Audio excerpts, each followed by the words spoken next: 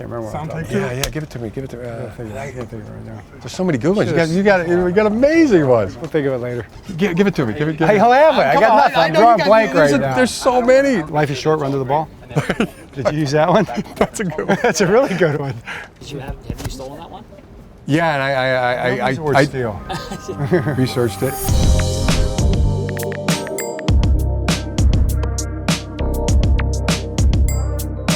Was your dad the one who came up with who's got it better than us? Yes. Of course, absolutely. Yeah. Well, things weren't that great. No, we didn't have it that great, but we did. First time According I to Dad. remember it was Iowa City, Iowa. I'm like first grade, John's third. We didn't have a car, and we had a dealer car. For some reason, that car wasn't there. Dad was taking us to school, and we walk out, and we're like, "Where's the car, Dad?" And he goes, "No car today, boys. We're walking. Grab a basketball. Let's get 100 with the right, 100 with the left. Who's got it better than us?" And we're like, "Nobody. Nobody, Dad." The other time, the first time I remember hearing it, like we were in Iowa again, I'm like 6, he's like 7.5, and we had this room. We shared a room. We always shared a room, but we were in there like arguing about something and like Well, kind of like we did. It was summertime.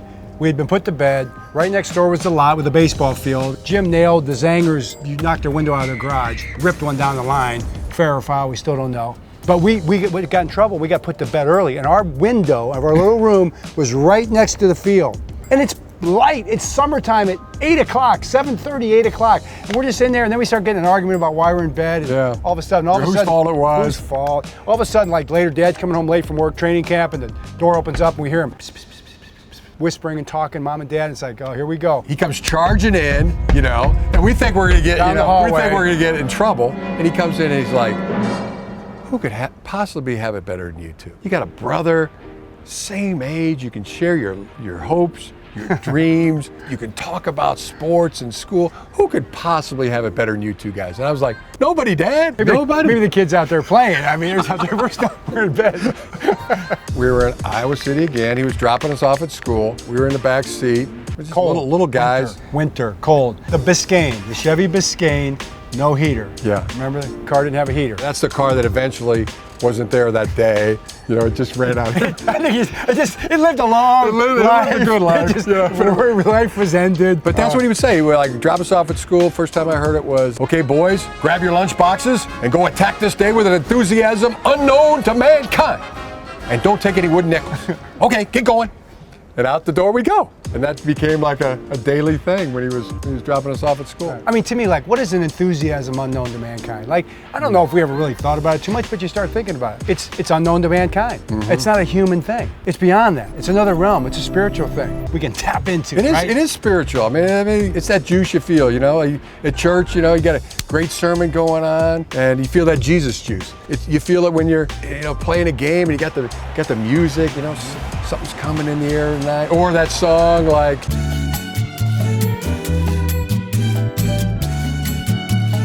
Yeah, tonight we're gonna do good. We're gonna have a great game tonight. The guys love it. We have the T-shirts. I created a sticker on our helmet this year, EUTM, and then I set out to make a poster person for enthusiasm unknown to mankind in our program. I considered everybody. I considered all players. I considered all staff members. Even considered myself. Chris Jenkins was my enthusiasm unknown to mankind poster person because he is positive every day. Hardworking attitude. That to me is enthusiasm unknown to mankind. Well, That's him. That's me. You got to run to the ball, man. You got to run to the ball on defense, right? But life is short. Nobody's promised tomorrow. You can't put another hair on your head. You can't grow another inch. Yesterday was a memory. Tomorrow's a hope. Today is reality. So, and you get with your guys a little bit, and they say I'm dark. I start talking about this stuff, but when you get to be our age, you start thinking about these sort of things. It's not going to last forever. Mm-hmm. Your career's not going to last forever either.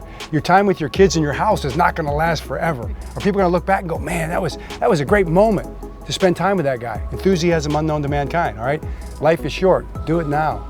And that's, to me, what it's all about. So run to the ball, man. Go as hard as you can. Be the best you can. Do your best. See what happens. You have no regrets if you do that. I've used that one. I took it to another level too, and this one I got from Jack Harbaugh. You know how you got a get back coach on the sideline? And usually your strength coach that tells everybody to get back. Why don't we have a get get-to coach. So that was Dad's suggestion. get-to coach. It's like, Nice, Dad. let's have a get-to coach where we get to the ball, where we get as many people to the ball as we possibly can. Now, we're probably not gonna be able to get 11 to the ball because somebody's gonna have backside contain. Right. It's just too far to get there. Right. But can we get 9? Can we get 10? Let's motivate guys to get to the ball because life is short. I've never really used that one as much. That one I took from John Baxter, who coached with Michigan. He's been a long time assistant coach, offensive coach, special teams coordinator. And then he also had this other cool, wrote attitude out, ATTITUDE, and then assigned a. Are you going to remember all the words? I'm not going to remember, but A is a 1 because it's the first letter in the alphabet.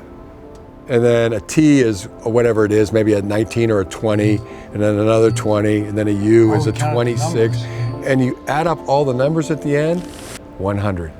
Ooh. Attitude is 100. So I thought that was something really cool that he said, and then that stuck with me, an attitude of gratitude, which is also very biblical. You know, like outdoing others in gratitude, outdoing others in honoring one of your players or one of your other coaches. You know, the kind of teammate that lifts others up. You know, kind of makes yourself smaller and lifts others up rather than pushing everybody else down and lifting your own self up. I mean, the person that lifts others up is really that's the leader. That's the leader. That's the very big person. You mentioned 100. Like that 100 really struck me because we do talk a lot about getting 1% better, and 1% better takes 100% effort, right? It takes 100% of everything you got every single day just to get 1% better. But what's the benefit of getting 1% better? If you can do it every single day for 100 days, you're twice as good as you were before. Actually, with compound interest, it's a little bit quicker. It's about 70-some days. So it pays off. Compounding. Takes everything you got. There's some good math there. Stacking and compounding. We use those words too, right? Force multiplier. That's one. There's one I got from you. I can't take credit for force multiplier. The U.S. Army probably takes credit for that one. That's something I got from you. What was the one yesterday we were both like, I said something and you were like, I'm going to use that first? I forgot. I forgot it already. It was Dad. Dad. I'm sure Dad forgot. Yes. What was our saying yesterday? What was the one I said yesterday that John said he was going to use first? Remember we were sitting there eating those sandwiches? That wasn't when they were at the game and they were booing us. Oh, that's another one got used. So we're at the game and they put us on the screen. The guy's right there and he goes 1, 3, 2, 1. He puts it on the screen and we light up. All of a sudden you hear it start. It starts going. Boo, boo, boo, boo. Snap American boos. And Jim and I we just pushed right through it. But next thing you know, they're not saying. You didn't say that. I said you it. did not I say was that. The one who said it, Dad. Said it. Dad said it. Dad said it. He repeated it when I said it. All I know Ask is him the truth. All of a sudden they start cheering. They start cheering and they start cheering. said- And Dad's over there going like this. He's putting the hands up. Let me and set the record straight right now. We were talking about the booing, and I said, they're not booing, they're saying who. They're hooing. Who's got it better than us?